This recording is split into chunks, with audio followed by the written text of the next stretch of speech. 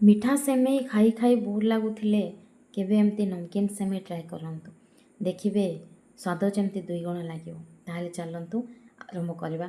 ପ୍ରଥମେ ଏଠି ମୁଁ ସିମେଇକୁ ଭାଜି ଦେଇଛି।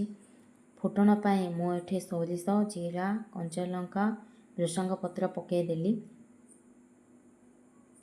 ତାପରେ କାଟି ରଖିଥିବା ପିଆଜ, ଚଣା ଡାଲି, ବିରି ଡାଲିକୁ ପକାଇଦେଲି। ଭଲରେ ଗୋଳେଇ ଦେଲି। ହଳଦୀ ପକାଇଦେଲି। କାଟି ରଖିଥିବା ଟମାଟୋ, ଗାଜର, ଆଳୁକୁ ପକାଇଦେଲି। ଭଲରେ ଗୋଳେଇ ସାରିବା ପରେ ସେଥିରେ ମୁଁ ସ୍ୱାଦ ଅନୁଯାୟୀ ଲୁଣ ପକାଇଦେଲି।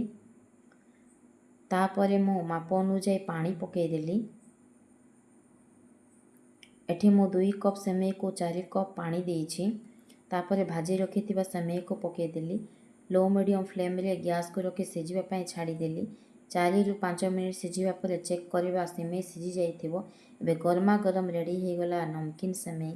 ପ୍ଲେଟ୍ରେ କାଢ଼ି ଏବେ ସର୍ଭ କରିବା। ଏହାକୁ ଆପଣମାନେ ନିଶ୍ଚୟ ଘରେ ଟ୍ରାଏ କରନ୍ତୁ।